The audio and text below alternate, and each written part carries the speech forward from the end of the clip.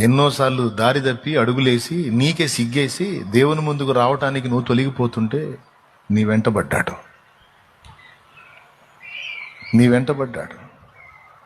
ఎందుకయ్యా నన్ను దర్శిస్తున్నావు?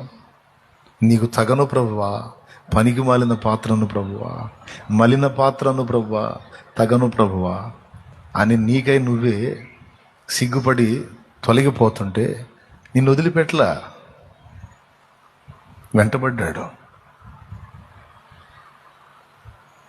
ప్రతి చరణము వెంట పల్లవి ఉన్నట్లే ప్రతి క్షణమున నీవు పలుకరించావు.